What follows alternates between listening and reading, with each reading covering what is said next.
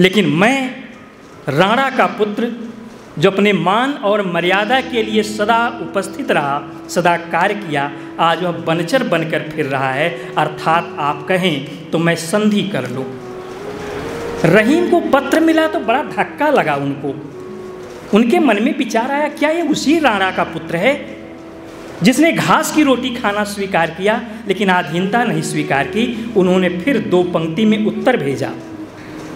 उन्होंने लिखा कि ध्रम रहसी रहसी धरा, खप जासी खुरसान, अमर विशंभर ऊपरा, नाही राखो प्राण।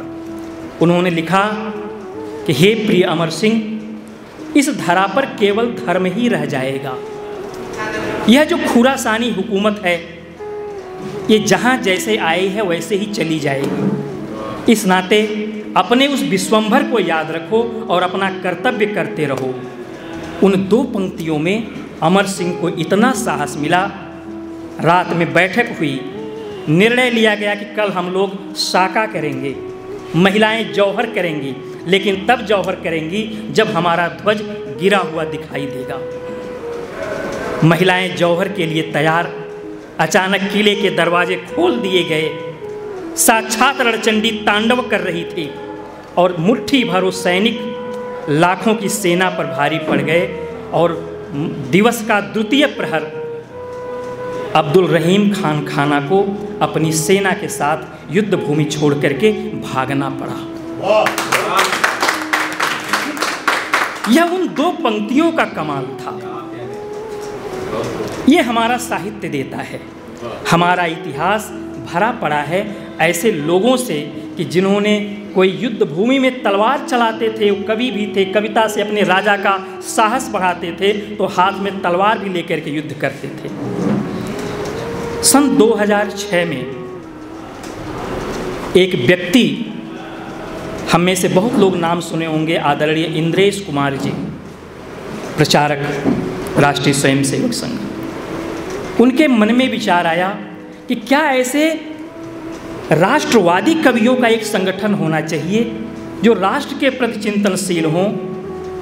श्रृंगार पर, किसी की चूड़ी पर, कंगन पर, इस पर तो हम कविता लिखते ही हैं, लेकिन राष्ट्रवादी चिंतन हो हमारा। कविताएं खराब नहीं, कविता किसी भी रूप में हो सकती हैं, लेकिन उसमें से राष्ट्रीयता निकल करके आवे।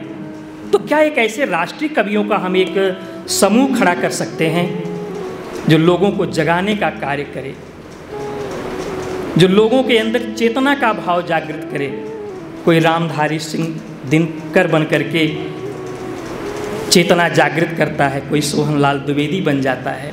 ऐसे ही तमाम लोग जिन्होंने समाज के बीच में कार्य किया है। कोई सामाजिक उन्नयन की पराकाष्ठा को प्राप्त करता है। हमारे बीच में ऐसा कोई घर नहीं है जिन घरों में गोस्वामी तुलसीदास का रामचरितमानस ना हो। तो ऐसे रचनाकारों का एक समूह बनाया जाए। उन्होंने अपनी बात आदरणीय जगदीश मित्तल के सामने रखी। जगदीश मित्तल जी कवि नहीं हैं। उन्होंने कहा ये तो बड़ी अच्छी बात है। उनको साथ मिला ओज के महापुरुष, शिखर पुरुष हरिओम पवार जी का, कला ऋषि बाबा सत्यनारायण मौर्य जी का। ऐसे ही लोग मिलते गए और एक समूह बन पड़ा और 2006 में प्रारंभ हुआ वह कार्य आज 2023 में भारत के सभी प्रांतों में कार्य कर रहा है। और अब हम भारत से बाहर निकल करके विदेशों में भी कार्य कर रहे हैं। अभी पिछले साल एक यात्रा निकली थी हम लोगों की। वो यात्रा थी कि प्रभु श्री राम अयोध्या से निकल करके श्रीलंका तक पैदल गए थे, लेकिन वापस जब वो आए थे अयोध्या में तो वो चल करके नहीं आए थे, वो वायु मार्ग से आए थे। तो उन स्थानों का आभार ज्ञापित करना है जिन भूमि ने, जिस स्थान ने प्रभु श्री राम को अपना स्नेह प्रदान किया था, अपना शरण दिया था। तो यह कार्य हम करेंगे कि हम उन स्थानों पर रुकेंगे। हम वहाँ जहाँ राम के चरण पड़े वहाँ हम रात्रि विश्राम करेंगे, वहाँ एक कवि सम्मेलन करेंगे और अपनी कविता के माध्यम से उन्हें धन्यवाद ज्ञापित करेंगे। श्रीलंका से यात्रा चलती है, एक रथ बनता है, उस श्रीलंका जाता है, श्रीलंका से यात्रा चलती है। श्रीलंका से होते हुए हम लोग भारत में प्रवेश करते हैं। 48 दिन की यात्रा, 48 दिन में किसी स्थान पर 1 रात्रि, किसी स्थान पर 2 रात्रि, कहीं चित्रकूट में 3 दिन रुके थे और समापन अयोध्या में हुआ था। 5 दिवसीय अखंड काव्य पाठ चला था। तो यह जो एक कार्य है कि समाज के बीच में जागरण, यही कवि का कार्य है। गोरक्ष प्रांत का कार्य 2016 में प्रारंभ हुआ। स्थापना के 10 वर्षों के बाद गोरक्ष प्रांत की इकाई गठित हुई। वेद प्रकाश जी प्रथम अध्यक्ष के नाते और मैं प्रथम महामंत्री के नाते कार्य प्रारंभ किया था। आज 10 जिलों में अपनी इकाई है, कुछ जिलों में पूरी इकाई नहीं है, केवल संयोजक के नाते कार्य कर रहे हैं। लेकिन जो शासकीय गोरक्ष प्रांत के 10 जिले हैं, कार्य अपना चल रहा है। कुछ उद्देश्य हम सभी लोगों का है जो हम सबको करना है। एक तो जनपद, अपने जनपद के जो, जैसे यहाँ पर मऊ जनपद से आप हैं, आप भी हैं, कोई एक और मऊ से, आप हैं मऊ से। अभी मऊ हमारा थोड़ा कमज़ोर है, तो आप जैसे 2 वरिष्ठ लोग यहाँ पर उपस्थित हैं, अब हमें विश्वास है कि मऊ हमारा कमज़ोर नहीं रहेगा। एक बार तालियों से अभिनंदन कीजिए, आप 2 लोग हैं यहाँ पर। बलिया अनिल जी हैं, कार्य आगे बढ़ रहा है।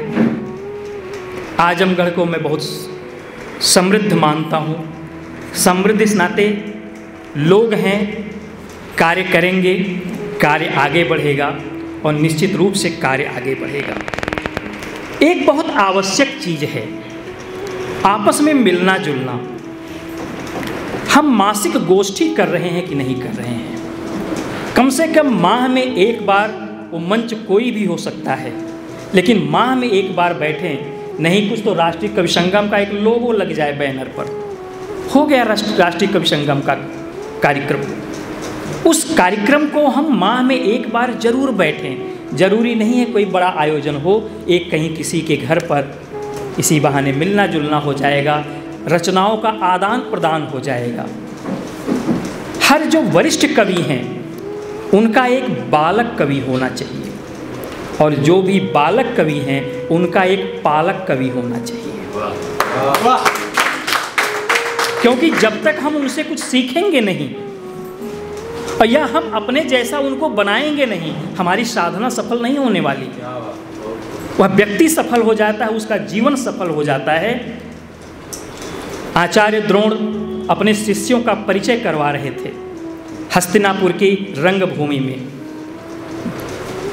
ज्येष्ठ पांडुपुत्र युधिष्ठिर आए, उन्होंने कहा कि मैं महाराज को प्रणाम करता हूँ, मैं महाराज के अनुज पांडु का ज्येष्ठ पुत्र हूँ।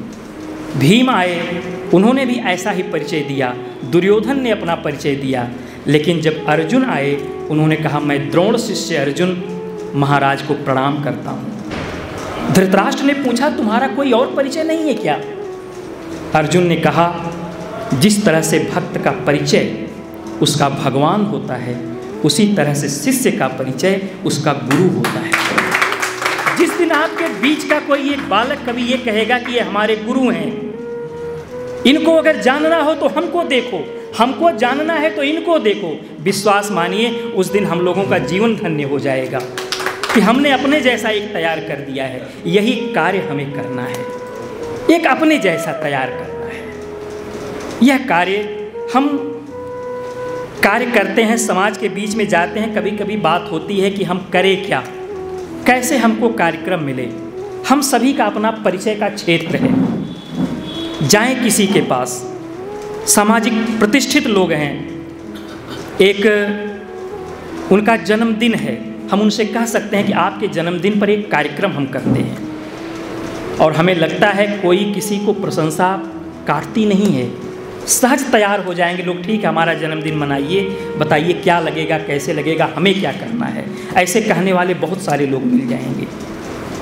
कविता चली गांव की ओर, एक स्लोगन दिया था बाबा सत्यनारायण मौर्य जी ने। कि हम गाँव के बीच में जाएं, गाँव के प्रधान हमारे संपर्क में होंगे, कुछ उनसे कहें कि भाई आपके ग्राम सभा में कुछ सांस्कृतिक कार्यक्रम हो तो एक कवि सम्मेलन कराइए। तो ऐसे एक दिन आप एक बार कार्यक्रम करा दीजिए उनके बीच में, विश्वास मानिए कि वो जो अन्य नाच नौटंकी इस तरह कार्यक्रम होते हैं उसको भूल जाएंगे। जहाँ शुद्ध साहित्यिक आप उनको परोसेंगे वहाँ सब भूल जाएंगे। तो ऐसा आग्रह हम सभी लोग कर सकते हैं। इसी तरह से मंदिर से संपर्क कर सकते हैं। मंदिर का वार्षिकोत्सव है तो वार्षिकोत्सव में छोटा सा कवि सम्मेलन हो जाए।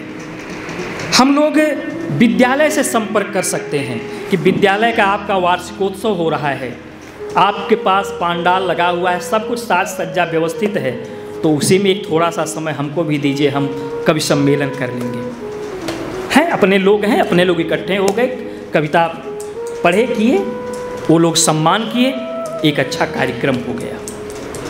उद्देश्य हमारा है कि हमारी कविता लोगों के बीच में जाए।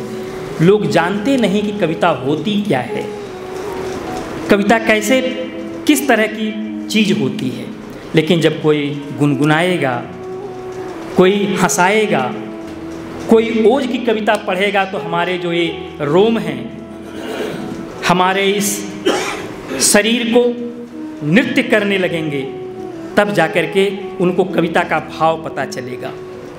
और सबसे बड़ी बात कि नवोदित कवि तैयार करना, ये हमारा उद्देश्य होना चाहिए। प्रतिभा तराशना, हम जब शिला से प्रतिमा की ओर बढ़ेंगे तो हमारा कार्य सफल होगा, और यही हमारे राष्ट्रीय कवि संगम का उद्देश्य भी है।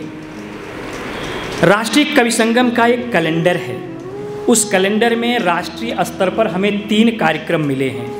एक कार्यक्रम हमारा जो है वर्ष प्रतिपदा, जो भारतीय नववर्ष होता है, वर्ष प्रतिपदा पर एक कार्यक्रम प्रत्येक इकाई को करना। दूसरा राष्ट्रकवि रामधारी सिंह दिनकर जी की जयंती मनाना, और तीसरा वाल्मीकि जयंती।